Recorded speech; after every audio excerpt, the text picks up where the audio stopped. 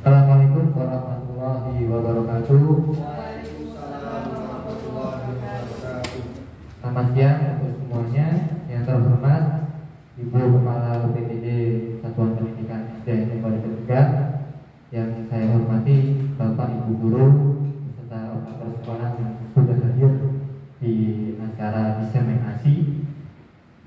Pertama-tama kita ucapkan syukur alhamdulillahirabbil alamin pada Allah Subhanahu wa taala atas berkat rezeki yang berlimpah darinya lah kita dapat berkumpul menghadiri acara ini. Yang kedua, salawat salam kita selalu haturkan kepada junjungan besar Nabi Muhammad SAW yang selalu jadi tauladan untuk kita hidup di dunia ini dan yang selalu kita nantikan syafaatnya hingga akhir nanti. Baik, di acara ini acara diseminasi yang dibawakan oleh narasumber kita, yaitu CGP Angkatan 9 Ana Dwi Lestari. Diseminasi ini bertemakan budaya positif, yaitu kita diajarkan bagaimana cara menyebarkan pemahaman dan penerapan pengalaman budaya positif. Dalam acara ini ada beberapa tahapan yang akan kita jalani. Yang pertama adalah pembukaan, yang kedua adalah cara nanti yakni penyampaian materi oleh Ibu Ana, yang ketiga adalah diskusi yaitu tanya jawab, yang keempat adalah penutup. Untuk pertama-tama, acara pertama yaitu pembukaan. Mari kita buka acara ini dengan bacaan basmalah bersama-sama. Bismillahirrahmanirrahim. Semoga acara ini berjalan dengan lancar dan sukses. Amin. Acara yang kedua yaitu penyampaian materi yang disampaikan oleh Ibu Ana Dwi Lestari. Dipersilakan.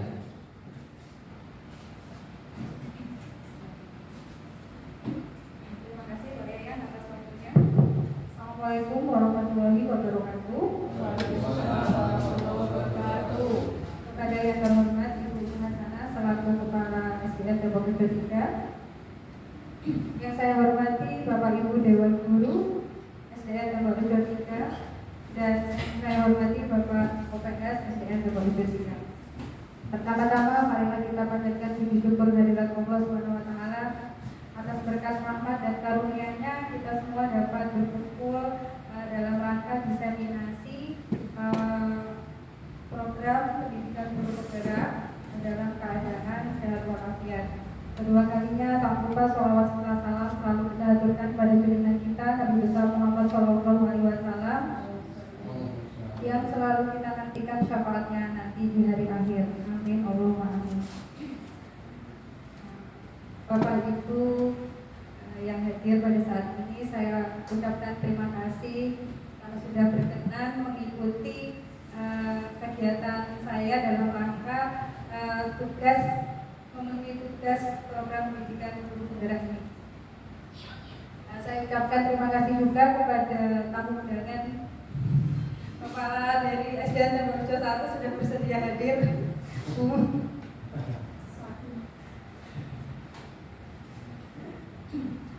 Nah, pada pendidikan guru penggerak di sini saya adalah CGP Angkatan 9 dari Kabupaten Jember.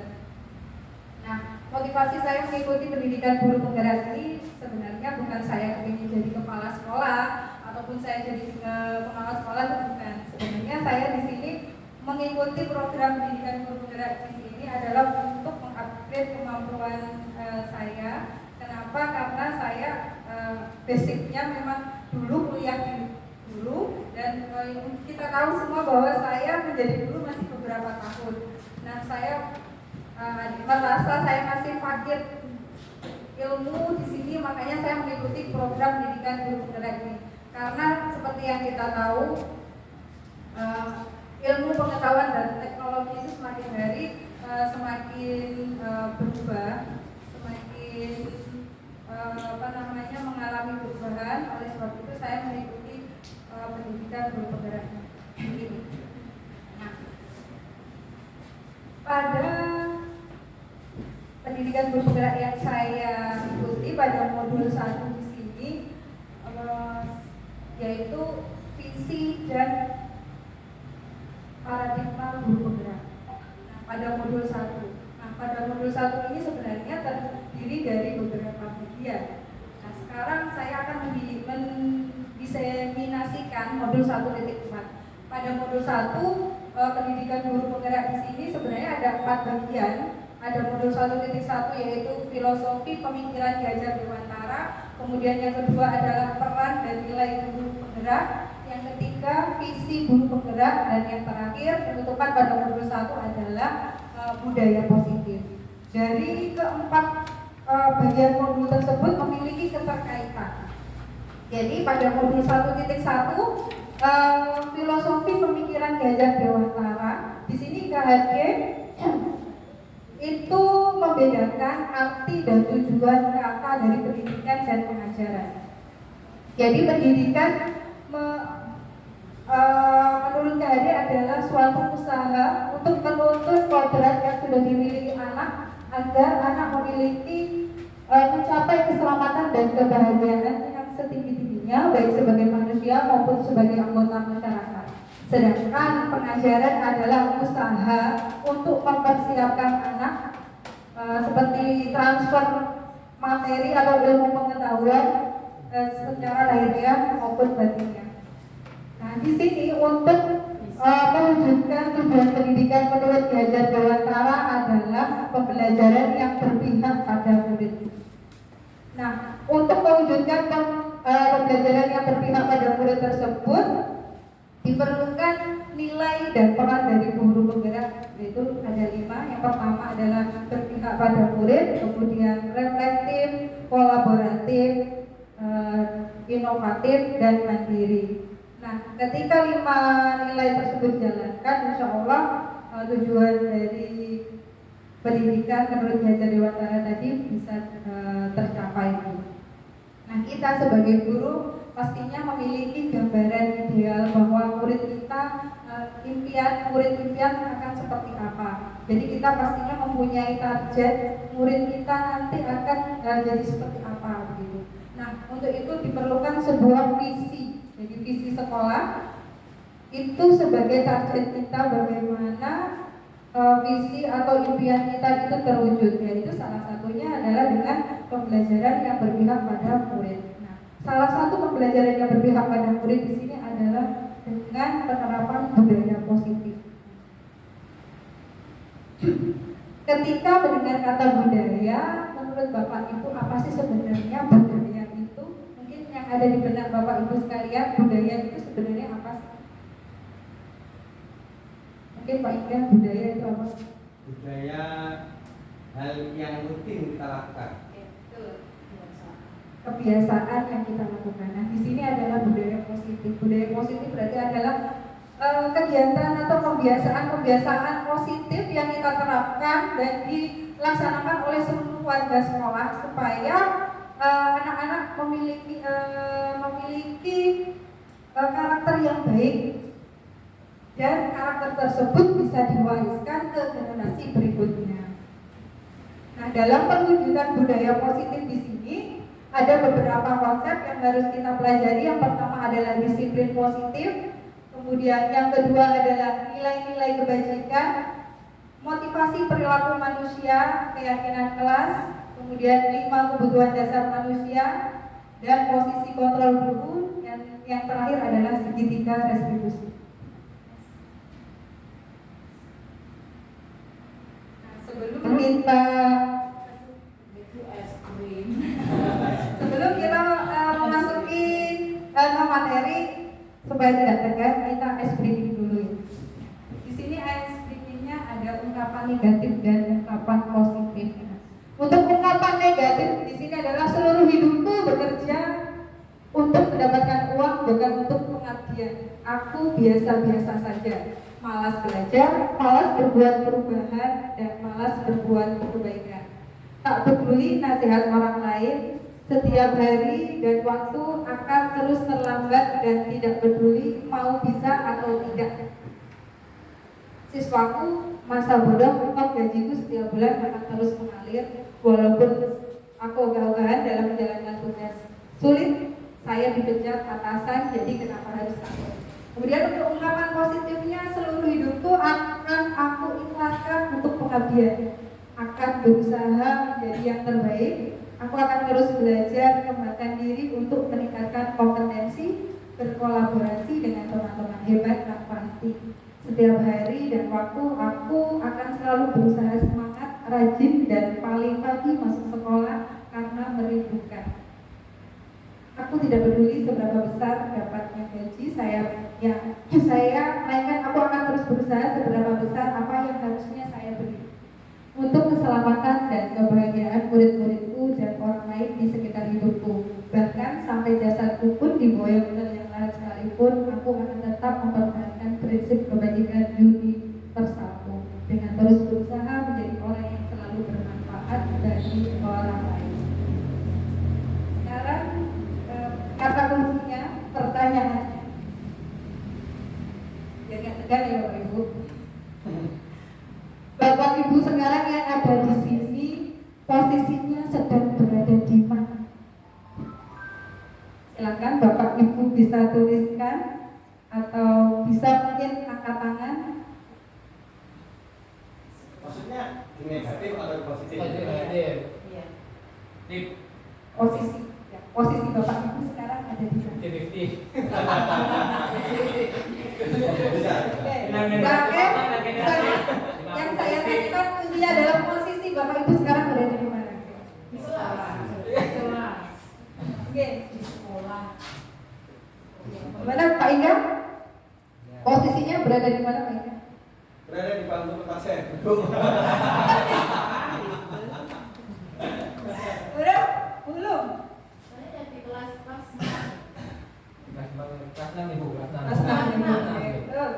Kalau Bu Umi? di sekolah. Oh di sekolah. Bu Mut? Sama di sekolah. Oh sama di sekolah, berarti ini semuanya udah mengetahui ya, ternyata memang SPG-nya hanya untuk mencairkan suasana supaya tidak tegang ya. Betul, jawabannya adalah Bapak Ibu sekarang berada di sekolah, jadi nggak ada hubungannya dengan S. Padahal saya kena SPG ini, saya tuh udah ini apa namanya semangat ya, udah semangat. Saya berada di positif, saya berada di posisi negatif, semua tertipu karena waktu itu hasil saya orangnya sepertinya sedang tegang begitu. Jadi semuanya nggak ada yang menjawab posisi di depan laptop. Nah, sekarang ternyata Bapak Ibu lebih pintar ya, nggak ada yang tertipu. Ya dilanjut Pak Yayan. Ya, materi yang pertama adalah disiplin positif dan nilai-nilai kebajikan universal. Nah sekarang ada permainan cobalah buka. Jadi Anda dan teman Anda melakukan kegiatan cobalah buka. Di sini misalkan di sini adalah barang berharga. Kemudian saya berikan kepada Bu Ulum. Saya minta 2 volunteer ya. Bu Ulum, ini merupakan barang berharga, ini adalah emas misalkan. Minta tolong digenggam erat. Ketika barang berharga tersebut ada di genggamannya Bu Ulum, kira-kira coba Pak Iga bisa nggak membuka genggaman tangan dari Bu Ulum dengan bujukan atau rayuan atau mungkin boleh? Silakan Pak Iga. Bisa nggak? Dengan paksaan boleh. Dengan paksaan boleh, dengan bujukan boleh, Dengan kata-kata. dengan kata-kata boleh. Ancaman ya. Boleh gak iso halus ya rada kasar. Iya. Kebuka. Ini adalah barang berharganya Bu Ulum. Oke. Oke, boleh nggak dibuka? Baik. Pak Ulum, apa yang kira-kira dari tangannya Bu Ulum itu? Ini adalah sebuah harta berharga saja. Apakah kira-kira boleh saya hanya melihat saja harta itu? Oh melihat ya? Iya. Melihat boleh, tetapi Iya. kalau diambil saya tidak mau berkenan. Oke. Karena juga harga saya. Iya. Mungkin saya mau lihat sedikit aja Bu Ulum. Sedikit dulu ya saya buka sedikit saja. Oke. Berarti saya berhasil. Berhasil. Cobalah buka. Apakah ada atau membuka kepala Anda? Mengapa Bu Ulum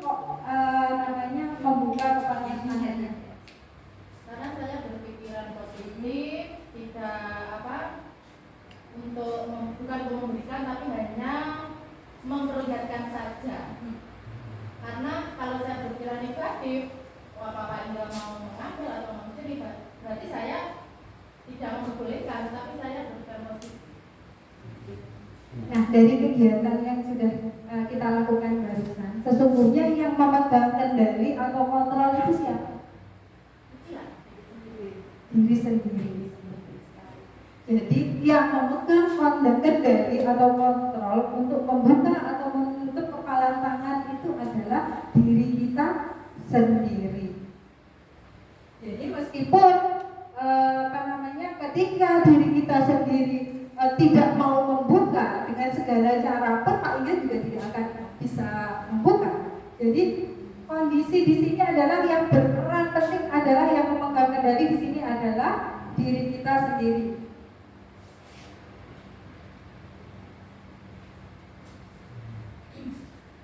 Nah, begitu juga dengan murid kita ya. Jadi kalau murid kita diberikan misalkan suatu tugas ataupun diberikan tata tertib, nah tanpa kendali dari mereka sendiri, motivasi dari dalam diri mereka sendiri, nah itu mereka tidak akan jalan. Meskipun mereka jalan, itu karena ada sesuatu di belakangnya begitu. Jadi untuk bisa hukuman ataupun penghargaan itu akan mengiringi mereka. Jadi tanpa motivasi dari dalam diri atau motivasi intrinsik atau motivasi internal, maka kemauan anak untuk disiplin itu pasti akan susah. Nah, teori kontrol di sini ternyata ada miskonsepsi ya. Ada beberapa miskonsepsi dari makna kontrol itu sendiri. Jadi ilusi guru mengontrol murid, kemudian kritik dan membuat rasa bersalah itu menguatkan karakter, kemudian ilusi bahwa semua penguatan positif itu efektif dan bermanfaat, kemudian ilusi bahwa orang dewasa memiliki hak untuk memaksa. Jadi sama seperti yang saya sampaikan tadi. Jadi ketika kita mengontrol murid, bagaimanapun kita memberikan tugas, memberikan tata tertib, itu tanpa adanya motivasi dari dalam diri, itu pasti akan sia-sia. Jadi pada saat ada mungkin penguatan positif seperti bujukan. Sekarang anak-anak dibujuk, ayo besok masuk pagi dengan bujukan. Dengan bujukan dan rayuan dari guru, mungkin anak akan nurut, tapi sifatnya adalah sementara, tidak bisa dalam jangka waktu yang lama, bahkan melekat sampai dia dewasa.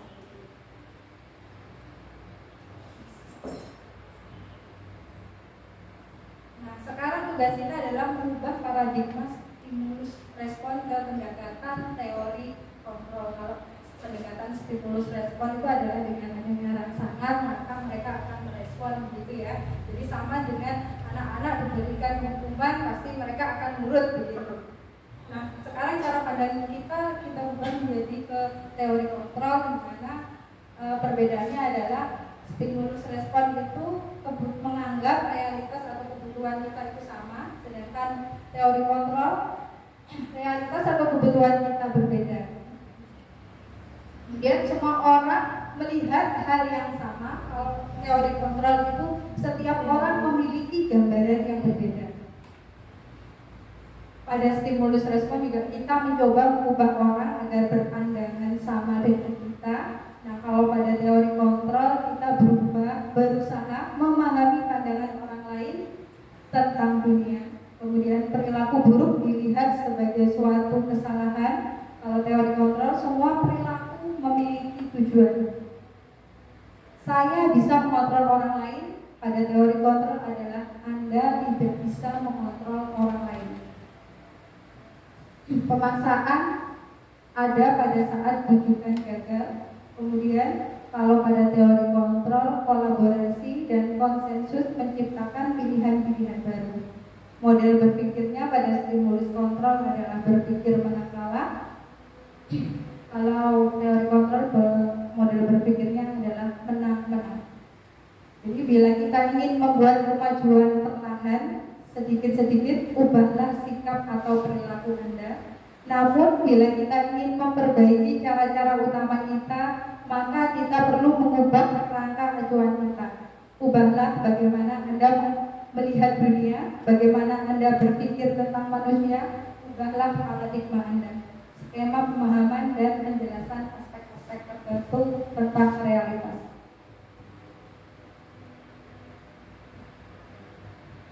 Sekarang materi berikutnya adalah disiplin positif.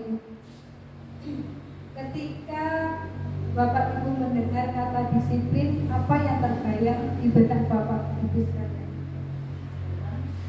Aturan, kemudian saat baik, kemudian tata tertib.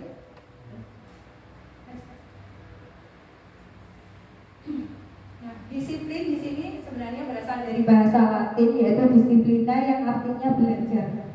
Kata disiplin juga berasal dari akar kata yang sama dengan disciple atau murid atau pengikut.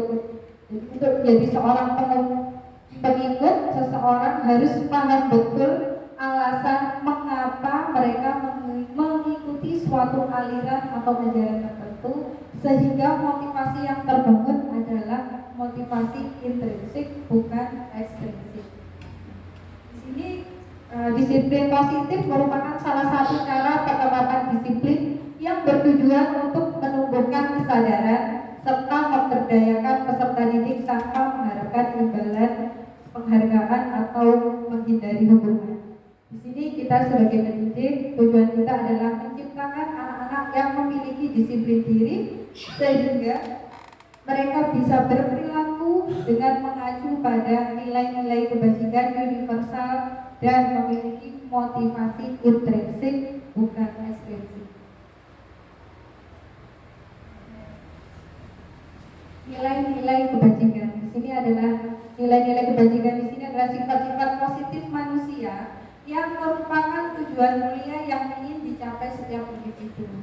Nah, di beberapa organisasi itu juga memiliki yang namanya nilai-nilai kebajikan. Nah, nilai-nilai kebajikan yang disepakati oleh negara kita Indonesia itu yang kita kenal adalah profil pelajar Pancasila.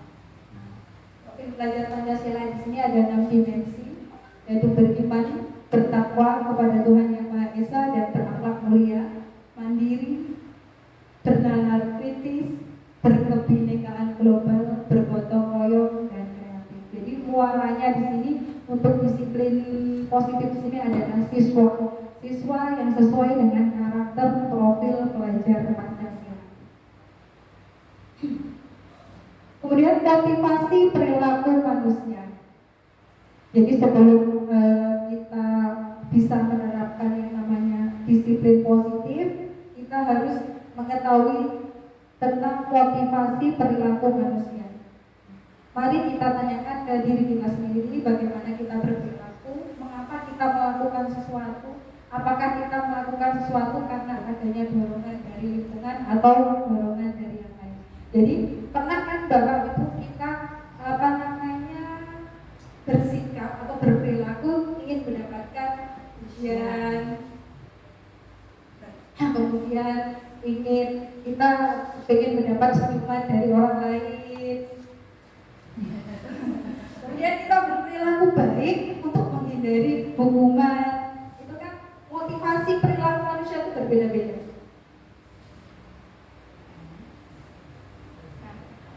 Motivasi perilaku manusia ini ada 3, yaitu untuk menghindari ketidaknyamanan atau hukuman, kemudian untuk mendapatkan imbalan atau penghargaan dari orang lain, untuk menjadi orang yang mereka inginkan dan menghargai diri sendiri dengan nilai-nilai yang mereka percaya. Untuk kedua di sini untuk menghindari ketidaknyamanan atau hukuman dan mendapatkan imbalan, ini merupakan motivasi ekstrinsik. Jadi ketika siswa kita diberikan peraturan atau tata tertib, nah mereka pasti ketika diberikan hukuman atau mereka dikasih penghargaan, diberikan pujian, ini motivasinya masih ekstrinsik gitu. Jadi bagaimana kita berupaya agar mereka melakukan suatu perilaku itu untuk menghargai diri sendiri dari nilai-nilai yang mereka percaya.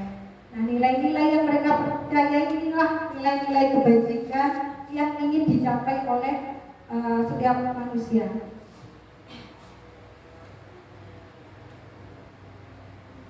Ada hukuman, konsekuensi, dan restitusi. Jadi ketika kita mendengar misalkan ada suatu peraturan, pasti itu ada pelanggaran. Nah, dan pelanggaran itu pasti akan dibarengi dengan hukuman dan konsekuensi. Nah, pada modul ini kita akan diperkenalkan yang namanya program disiplin positif yang dinamakan dengan restitusi. Jadi hukuman ini adalah sifatnya tidak terencana atau tiba-tiba.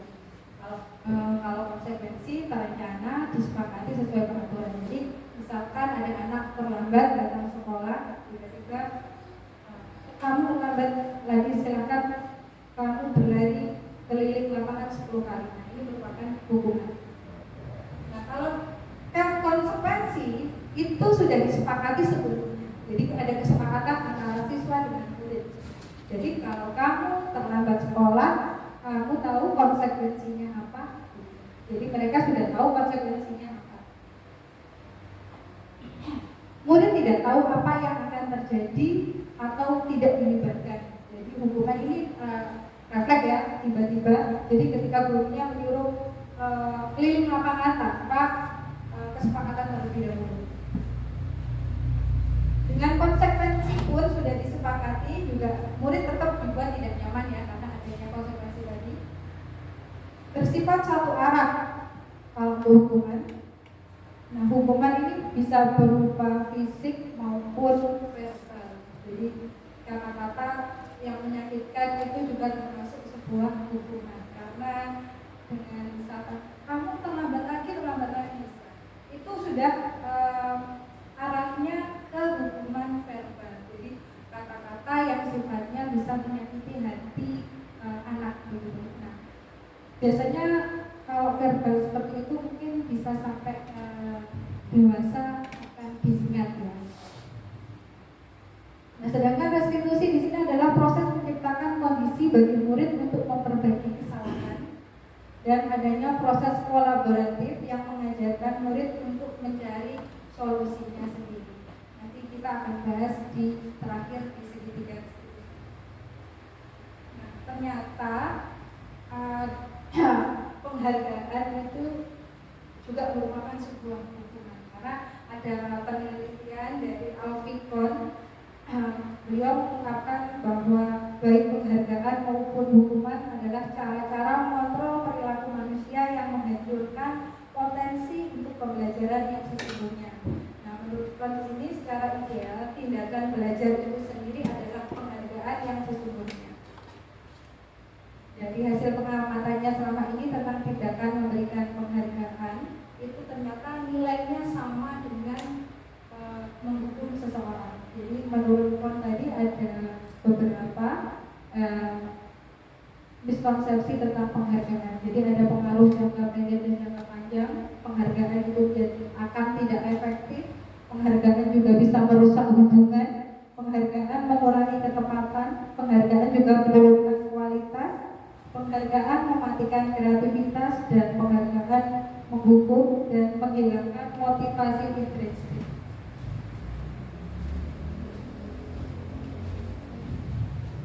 Keyakinan kelas.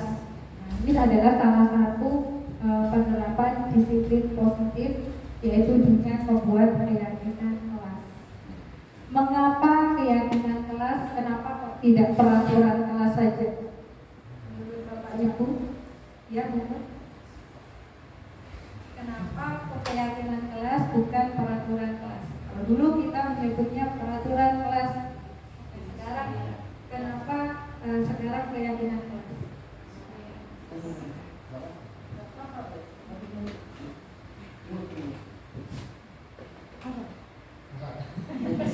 Supaya anak tidak tertekan.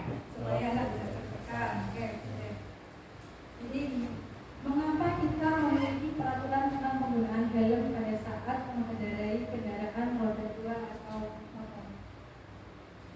saya tahu kenapa ada peraturan supaya tidak tertangkap polisi gitu. Salah satunya supaya tidak ditilang. Ketika kita ya betul sekali. Kalau kita berpikiran menjaga keselamatan kita, itu adalah yang akan muncul dari dalam diri kita adalah motivasi intrinsik. Jadi tanpa adanya polisi yang berdiri di sana, kita akan tetap jadi keselamatan. Supaya tidak berat. Supaya tidak berat.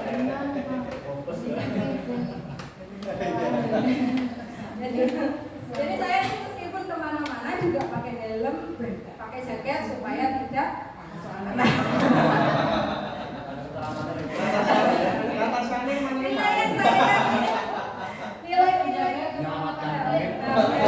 Keselamatannya juga ya.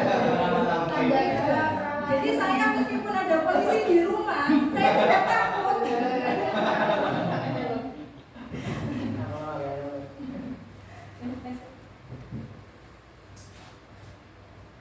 Nah, keyakinan kelas ini memiliki peran yang lebih kuat dalam memotivasi perilaku positif. Keyakinan lebih dari sekedar aturan. Keyakinan ini adalah prinsip-prinsip yang memandu tindakan kita secara intrinsik. Murid-murid cenderung lebih termotivasi untuk berperilaku sesuai dengan keyakinan ini karena mereka merasa terhubung secara pribadi dan meyakini nilai-nilai tersebut. Pembentukan keyakinan kelas juga berbeda dengan peraturan. Keyakinan kelas lebih abstrak dan bersifat universal. Keyakinan kelas berbentuk pernyataan positif yang mencerminkan nilai-nilai kebajikan yang diinginkan oleh seluruh kelas. Nah, tahapan dalam menciptakan program kebajikan. Di sini sebelum kita membuat keyakinan kelas, nah, yang pertama adalah kita membuat tahapan menciptakan program kebajikan. Jadi kita membuat nilai-nilai kebajikan universal. Jadi kita kelompokkan dulu. Kita bisa curang pendapat dalam kelompok. Kemudian kita sepakati yang mana daftar nilai-nilai kebajikan usaha yang akan kita tuju. Kemudian kita bisa membuat poster ataupun bisa dimuat di media sosial. Dalam pembentukan keyakinan kelas atau keyakinan sekolah, di sini biasanya untuk pernyataan pada keyakinan kelas ini dibentuk dalam suatu positif ya. Jadi misalkan tidak boleh membuang sampah sembarangan. Itu diubah menjadi kalimat positifnya, buanglah sampah pada tempatnya. Itu adalah keyakinan kelas.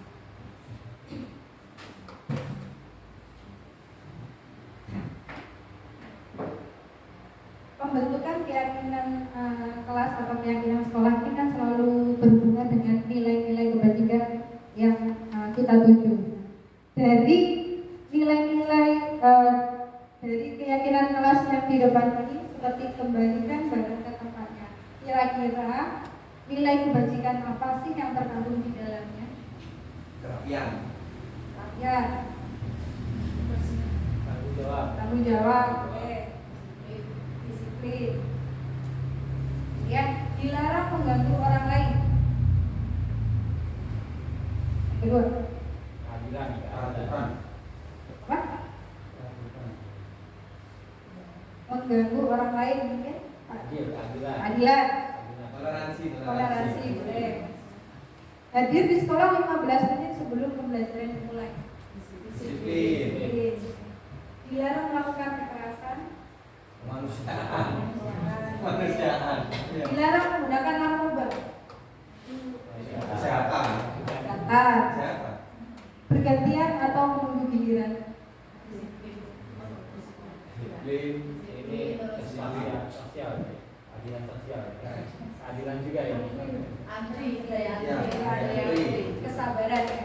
Ya. Dilarang merokok. Kesehatan. Gunakan masker. Kesehatan. berjalan di kelas dan koridor ini keselamatan. Keselamatan.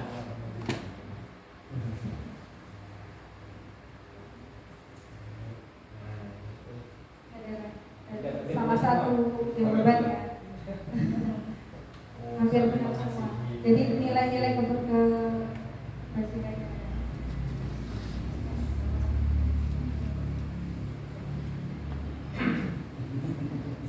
Ini ada prosedur pembentukan keyakinan kelas. Yang pertama adalah mempersilahkan warga sekolah atau murid di sekolah untuk bercurah pendapat tentang peraturan yang perlu disepakati di sekolah kita.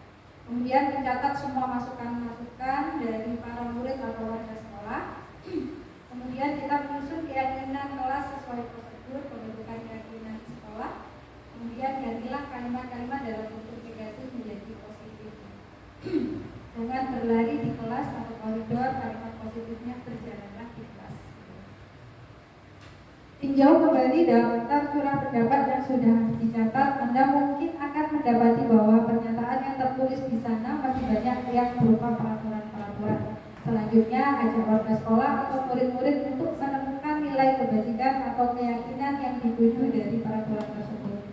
Tinjau ulang keyakinan sekolah secara bersama-sama.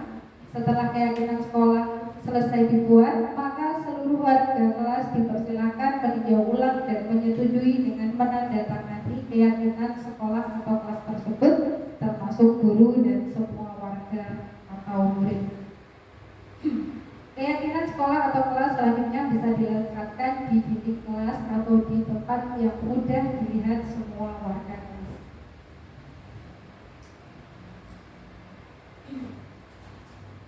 Selanjutnya adalah kebutuhan dasar manusia. Jadi dalam menciptakan disiplin positif tadi, kita juga harus mengetahui selain motivasi perilaku, sekarang kita belajar mengenai kebutuhan dasar manusia. Kebutuhan dasar manusia itu ada 4. Yang pertama, bertahan hidup, kasih sayang dan rasa diterima, penguasaan, kebebasan, dan kesenangan.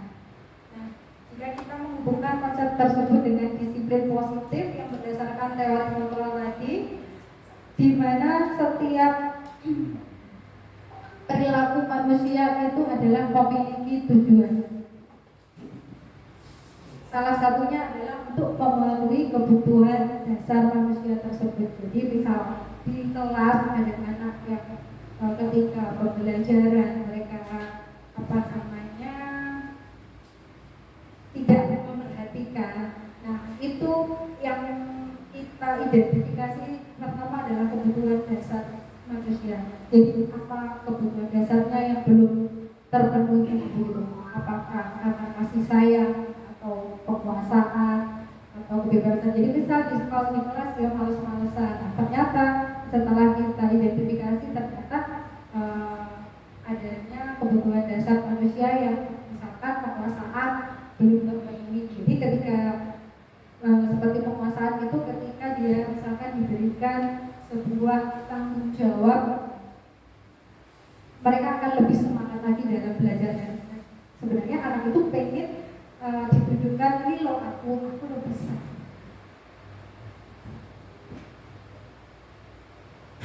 Selanjutnya adalah 5 posisi kontrol guru. Jadi untuk mensukseskan disiplin positif, kita belajar mengenai posisi kontrol guru. Di sini ada penghukum, kemudian membuat rasa bersalah, kemudian sebagai teman, kemudian juga ada pemantau, lalu manajer. Nah, dari kelima tadi, kira-kira Bapak Ibu sekarang posisi lagi ya.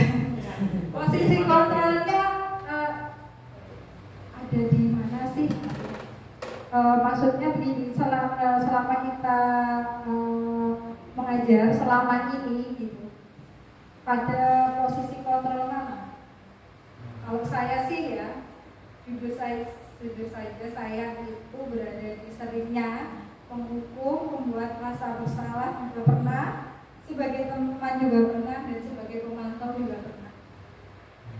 Dari keempat posisi kontrol itu saya pernah melakukan semuanya.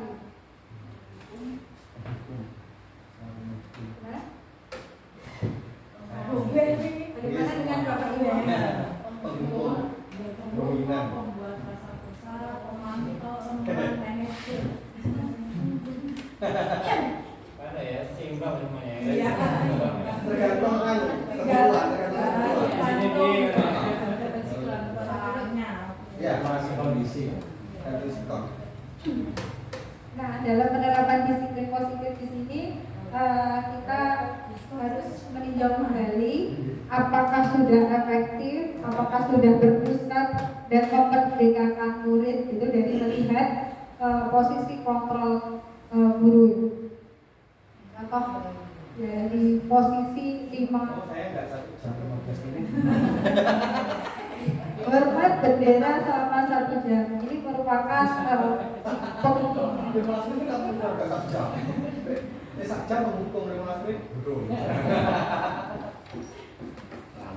Berapa kali bapak atau ibu harus memberitahu kamu selalu mengecewakan ibu. Nah, di sini ketika kita mengucapkan kata-kata seperti itu merupakan sebuah posisi kontrol yang membuat rasa bersalah.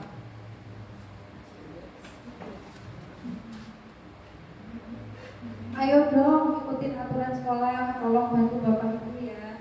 Nanti menurut kepala sekolah kalau kalian tetap melanggar aturan. Ini adalah posisi kontrol sebagai teman. Kamu sudah melanggar peraturan sekolah, kamu tahu kan konsekuensinya apa? Di sini guru hanya memantau saja.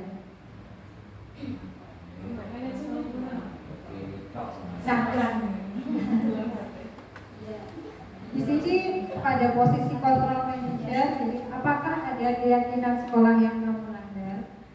Apa kamu bersedia memperbaikinya? Nah, di sini adalah posisi yang adalah posisi manajer ya, yang mengelola.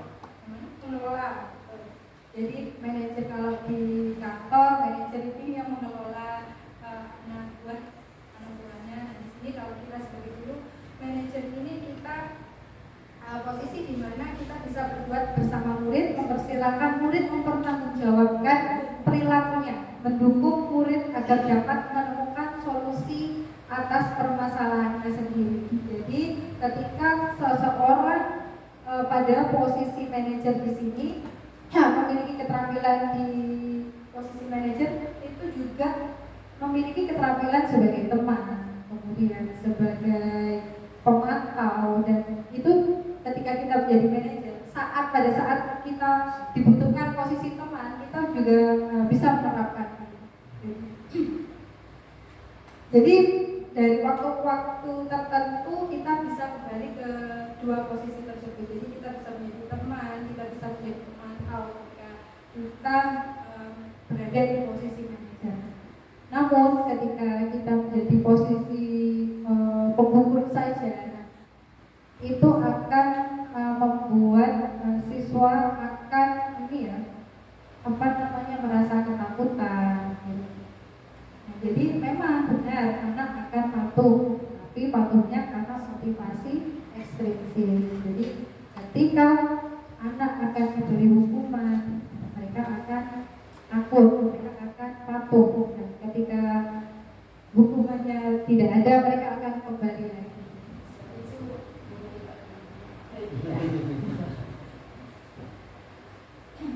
Posisi kontrol apakah aku?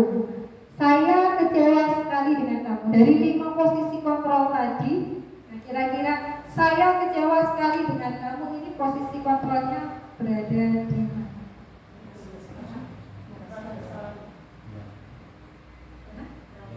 Ya, betul sekali ya. Saya kecewa sekali dengan kamu. Nah, ketika kita mengucapkan kata-kata ini dengan anggapan akan membuat rasa bersalah siswa dan mereka tidak akan mengulangi perbuatannya lagi. Namun ya begitu, mereka akan merasa gagal. Kamu tidak pernah benar melakukannya.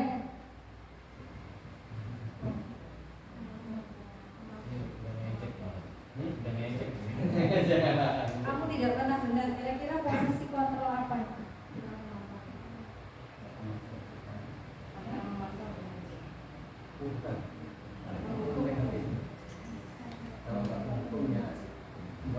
Membuat rasa bersalah. Jadi kamu tidak pernah benar melakukannya. Dengan kita berkata seperti itu, kita berusaha agar anak itu merasa bersalah.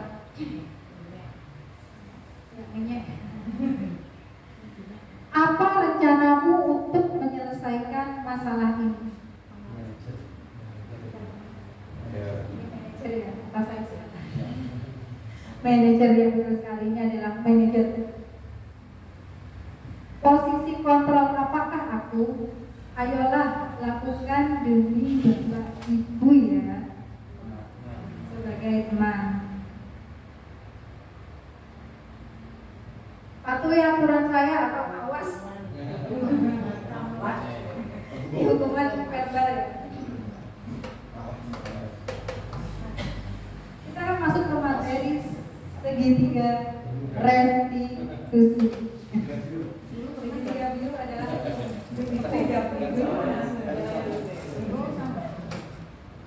Jadi segitiga restitusi ini adalah suatu proses dialog yang dijalankan oleh guru agar dapat menghasilkan murid yang mandiri dan bertanggung jawab. Jadi segitiga restitusi ini ada 3 langkah. Yang pertama adalah menstabilkan identitas, kemudian yang kedua adalah validasi tindakan yang salah, dan yang ketiga adalah menanyakan keyakinan.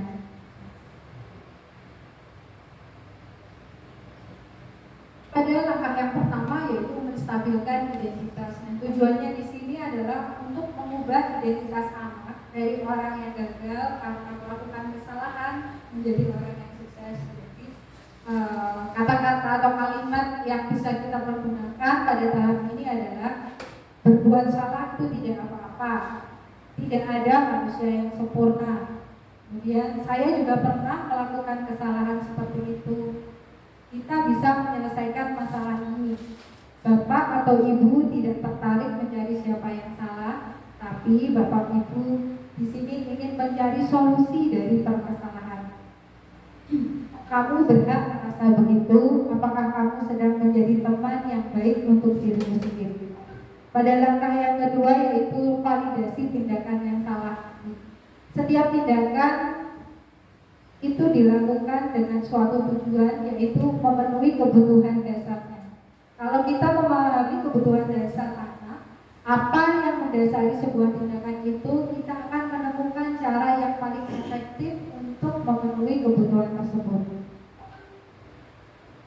Kalimat yang bisa kita gunakan yaitu, padahal kamu bisa melakukan yang lebih buruk dari ini ya. Kamu pasti punya alasan mengapa kamu melakukan hal itu. Kamu patut bangga pada dirimu sendiri karena kamu telah melindungi sesuatu yang penting buatmu. Kamu boleh mempertahankan sikap itu, tapi kamu harus menambahkan sikap yang baru. Pada tahap ketiga dari langkah segitiga restitusi yaitu menanyakan keyakinan. Teori kontrol menyatakan bahwa kita pada dasarnya termotivasi secara internal ketika identitas sukses telah tercapai pada langkah 1 dan tingkah laku yang salah telah divalidasi pada langkah 2, maka anak akan siap untuk dihubungkan dengan nilai-nilai yang dia percaya dan berpindah menjadi orang yang dia inginkan. Menanyakan keyakinan, kita bisa menggunakan kalimat apa yang kita percaya sebagai kelas atau keluarga, apa nilai-nilai umum yang kita telah sepakati, apa bayangan kita tentang yang ideal, kamu mau jadi orang yang seperti apa. Ini adalah contoh penerapan segitiga restitusi yang sudah saya lakukan di kelas saya.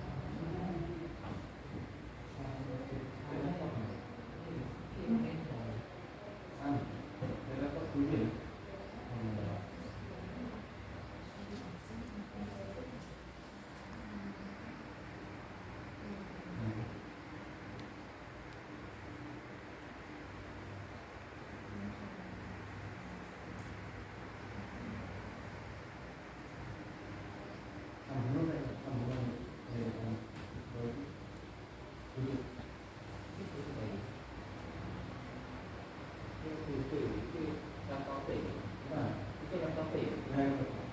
enggak ada itu sama itu. Iya, bisa.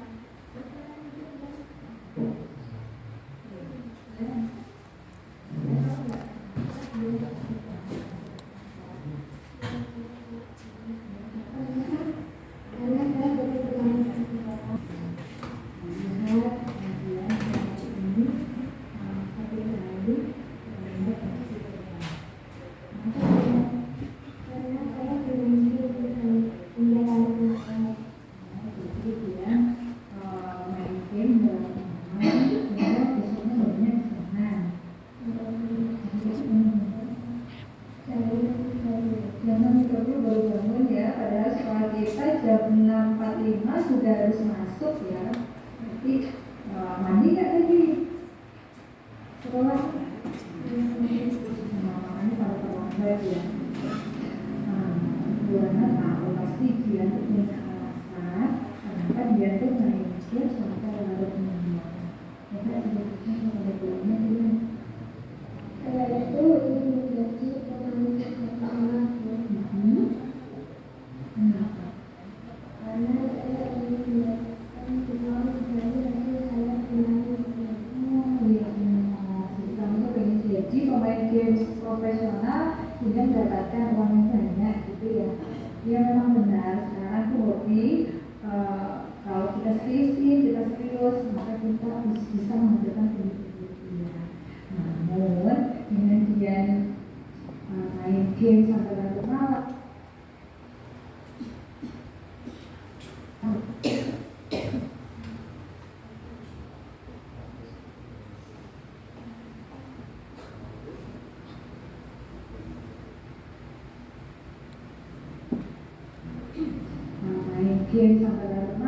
kemudian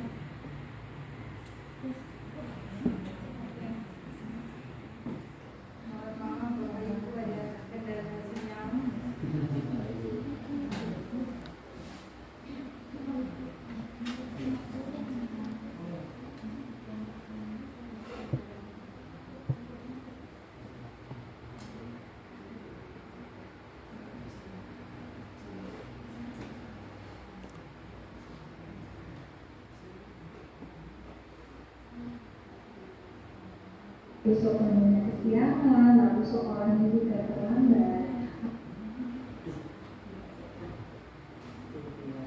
Maaf, artisnya pesen.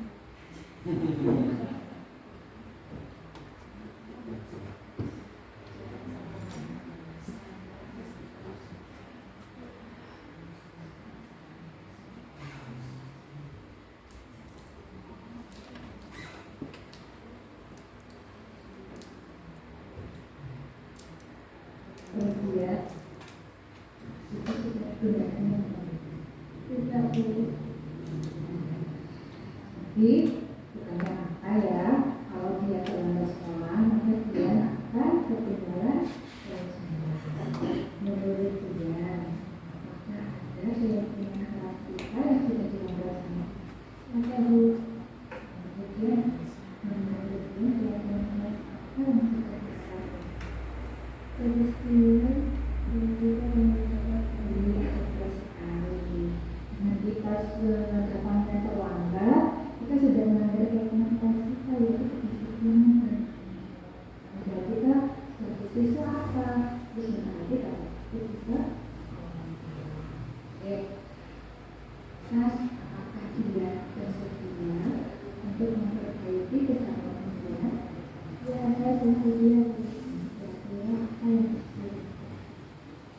Saya akan mengatur waktu dengan baik. Bagi saya akan belajar. Waktunya bermain saya akan bermain. Waktunya saya akan mengaji. Dengan itu saya akan tidur. Dan saya tidak akan berhenti menjalankan.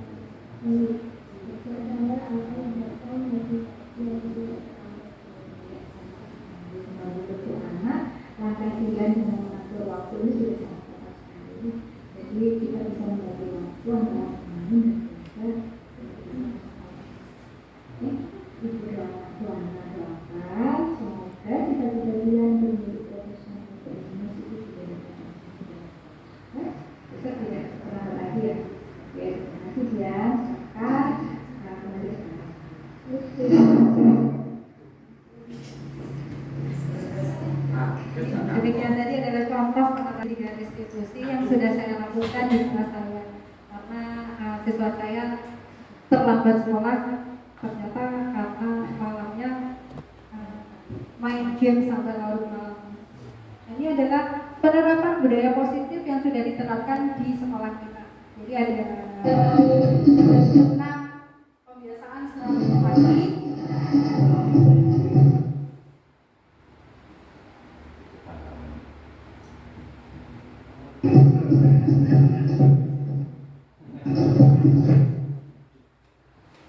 Jadi pembiasaan senam pagi di sini, jadi ada yang memimpin ya di depan itu secara bergantian. Jadi untuk pemimpin senam di depan di sini bisa melatih kepemimpinan anak, kemudian memberikan rasa percaya diri anak sehingga diharapkan rasa percaya diri ini melekat pada diri anak hingga dewasa. Jadi secara bergantian mereka akan memimpin senam.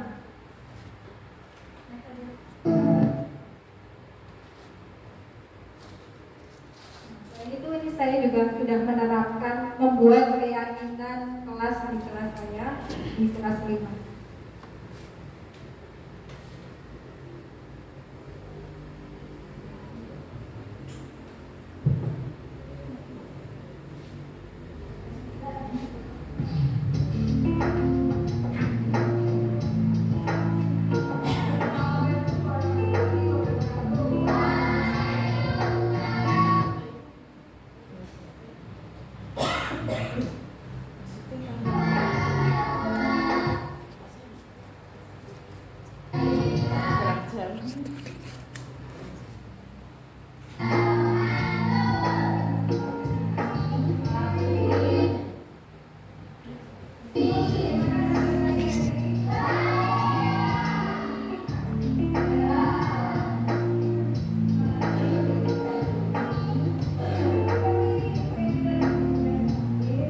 Jadi di sini saya membuat keyakinan kelas dengan tahapan-tahapan. Yang pertama tadi adalah menuliskan nilai-nilai kebajikan apa yang dituju.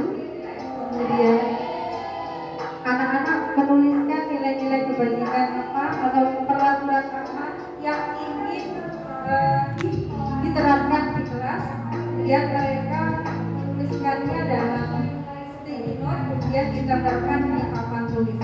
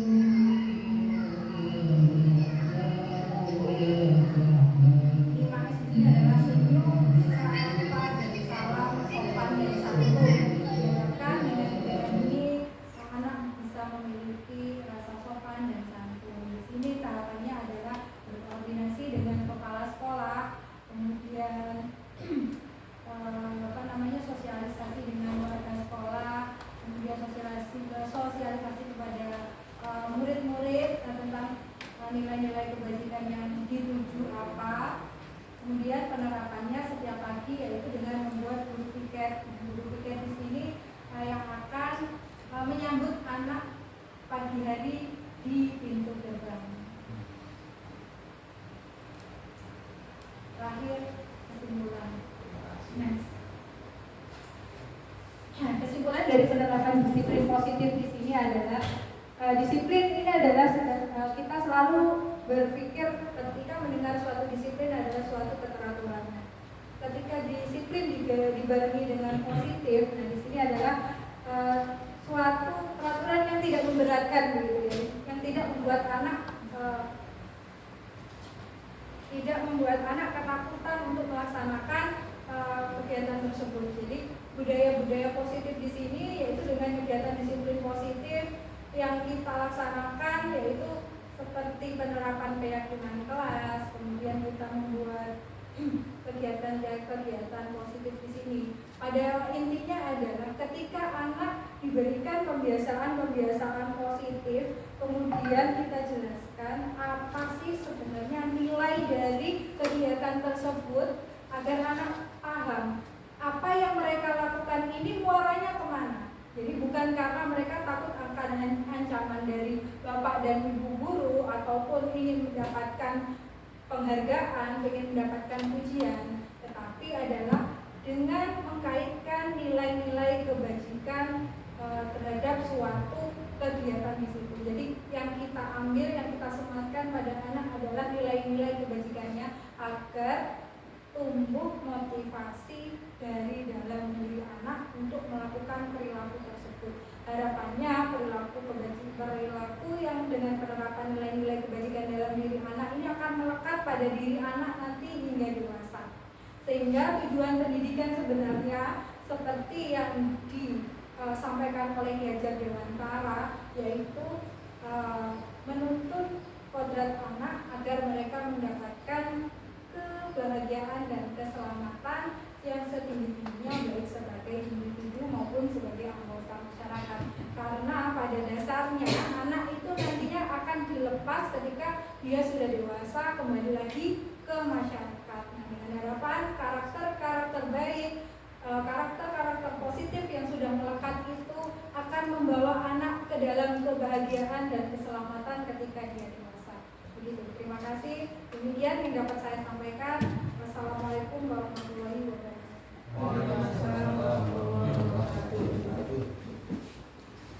Baik, terima kasih banyak atas perhatian dan keseriusannya dalam mendengarkan, mengikuti dan ya memahami apa saja materi yang sudah disampaikan oleh Bu Ana.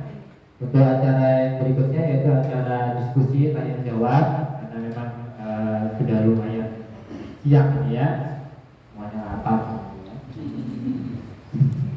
Dibuka dua pertanyaan saja untuk diskusi kali ini. Silakan Bapak Ibu guru yang ingin bertanya seputar budaya positif yang telah dijelaskan ini, monggo silakan ajukan tangannya. Bu.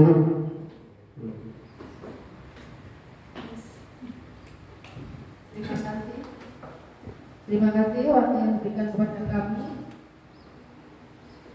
terkait dengan penghargaan yang tadi saya dengarkan di sini. Saya ada satu pertanyaan untuk Bu Ana. Yang pertama, dihubung oleh penghargaan, hal yang menarik bagi saya. Kenapa demikian? Karena menurut saya penghargaan merupakan hal yang dapat mendorong siswa untuk lebih giat dalam melakukan suatu hal. Yang ingin saya tanyakan di sini adalah bagaimana bisa pemberian penghargaan lantas berubah menjadi hal yang menghukum siswa. Mohon menjelaskan lebih lanjut.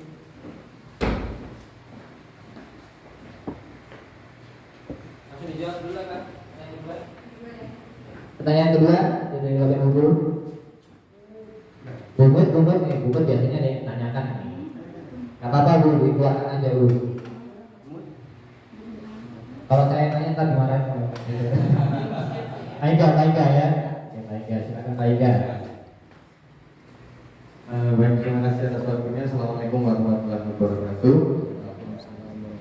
Banyak hal menarik yang saya dapatkan dari diseminasi budaya positif ini ya, salah satunya adalah keyakinan kelas.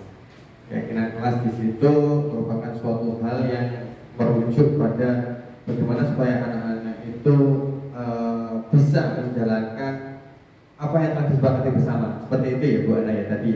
Nah, yang ingin saya tanyakan di sini adalah bagaimana bisa kita menerapkan keyakinan kelas di kelas kita, sedangkan ya, apalagi di kelas saya itu anak-anak itu termotivasi melakukan sesuatu baik itu hal yang baik maupun yang buruk karena ada konsekuensi yang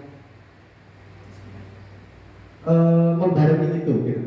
Jadi anak-anak itu seperti yang dijelaskan tadi mau membersihkan kelas karena ada konsekuensi juga yang diterima. Nah, bagaimana akhirnya keyakinan kelas ini bisa diterapkan dengan efektif tanpa ada konsekuensi lain yang diterima oleh anak tersebut, baik itu hukuman maupun penghargaan. Jadi seperti itu Bu Ana, terima kasih. Mohon penjelasannya. Assalamualaikum warahmatullahi wabarakatuh. Baik, ada dua pertanyaan. Yang pertama yaitu tentang penghargaan kok bisa ya, jadi suatu hukuman yang di masa depan nanti bisa jadi lebih buruk. Kenapa bisa begitu? Monggo Ibu Ana untuk dijelaskan. Terima kasih atas waktunya. Saya akan mencoba menjawab pertanyaan dari Ibu Lut terlebih dahulu. Karena apa ada miskonsepsi tadi dikatakan penghargaan dihukum oleh penghargaan, gitu ya. Jadi begini, ketika kita memberikan penghargaan kepada murid pada saat misalkan anak diberikan ketika diberikan tugas lalu kita memberikan penghargaan, mereka akan merasa dihukum. Itu kenapa? Karena dengan kita memberikan penghargaan itu akan mematikan motivasi intrinsik dari mereka. Ketika kita sudah berhenti memberikan penghargaan, mereka akan berhenti juga. Semangatnya mereka akan berhenti. Alah, dapat hadiah apa-apa dari guru, malas saya mengerjakan. Jadi intinya di sini motivasi intrinsiklah yang dibangun.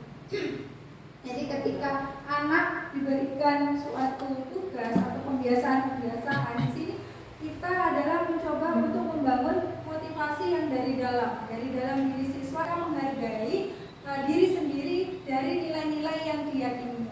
Dengan kita selalu memberikan penghargaan, memang sih penghargaan itu memang bisa meningkatkan semangat anak, tapi sifatnya adalah sementara. Jadi ketika nanti anak sampai dewasa, mereka ketika dijejali dengan penghargaan itu mematikan motivasi intrinsik mereka. Ketika penghargaan dihentikan, mereka juga akan berhenti untuk bersemangat. Sehingga bagaimana Bu? Berarti ini anak kalau tidak diberi penghargaan dia tidak akan minat untuk belajar dan sebagainya. Berarti di sini penghargaan itu menjadi ketergantungan si anak ini masa depan. Terima kasih penjelasannya Bu Ana. Ya, saya akan menjawab bagaimana keyakinan kelas dapat diterapkan gitu ya. Sedangkan anak-anak ini sudah terbiasa dengan yang namanya hukuman atau penghargaan. Jadi kita kembali lagi ke motivasi perilaku manusia. Motivasi perilaku manusia tadi kan ada tiga. Yang pertama untuk menghindari hukuman, yang kedua ingin mendapatkan penghargaan, dan yang ketiga adalah untuk menghargai diri sendiri dari nilai-nilai yang diyakini. Nah, ketika anak berperilaku sesuai dengan ingin mendapatkan penghargaan ataupun mendapatkan hukuman, menghindari hukuman, di sini motivasi ekstrinsiknya yang terbangun, eksternalnya yang terbangun. Jadi tugas kita di sini adalah bagaimana anak bisa menghargai, berperilaku untuk menghargai dirinya sendiri dari nilai-nilai yang diyakini. Nilai-nilai apa sih? Nilai-nilai kebajikan. Nilai-nilai kebajikan ini adalah nilai positif yang ingin dicapai oleh setiap manusia. Jadi sebelum kita membuat keyakinan kelas, kita sudah sampaikan terlebih dahulu kepada anak-anak bagaimana itu kebajikan, nilai-nilai kebajikan begitu. Jadi sebelum kita membuat yang namanya keyakinan kelas, disampaikan terlebih dahulu apa sih niat kita untuk membuat keyakinan kelas ini, tujuannya apa, yang ingin dituju seperti apa, nilai kebajikannya apa yang mengiringinya begitu. Gitu Pak Ingat.